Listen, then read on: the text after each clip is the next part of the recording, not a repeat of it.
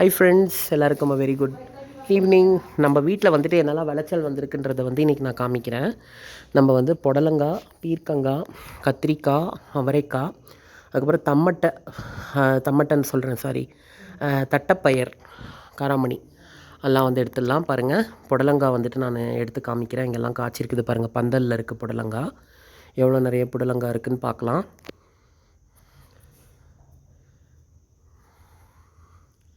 பாருங்கள், 2 காய் இங்கே எடுத்தாச்சு. இன்னும் ரெண்டு 3 காய் அந்த பக்கம் இருக்குது. நான் எடுத்துகிட்டு போயிட்டு காமிக்கிறேன்.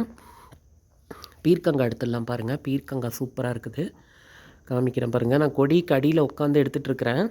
எங்கள் பாருங்கள், நல்ல விளைச்சலுங்க. அது அங்கே ஒரு குட்டியாக ஒரு புடலங்காய் இருக்குது. இதுக்கு மேலே விட்டாக்க முத்திடுறது. அதனால் நம்ம இப்போவே எடுத்துடலாம். இந்த புடலங்காவுடைய கட் பண்ணும்போது மேலேருந்து ஒரு தண்ணி மாதிரி வருது. அதில் அந்த புடலங்காவுடைய வாசம் வருது. பாருங்கள், பீர்க்கங்காய் இந்த டைம் நல்ல பெருசாக விளைச்சல் இருக்குங்க. நல்லா சூப்பராக இருக்குது. பாருங்கள், பீர்க்கங்காய், புடலங்காய், கத்திரிக்காயும் எடுத்து காமிக்கிறேன். பாருங்கள், கத்திரிக்காயும் சூப்பராக வந்து காய்ச்சிருக்கு. இன்றைக்கி நம்ம வீட்டிலேருந்து என்னெல்லாம் காய்கள் வந்து எடுக்கிறோன்றதை நான் காமிக்கிறேன்.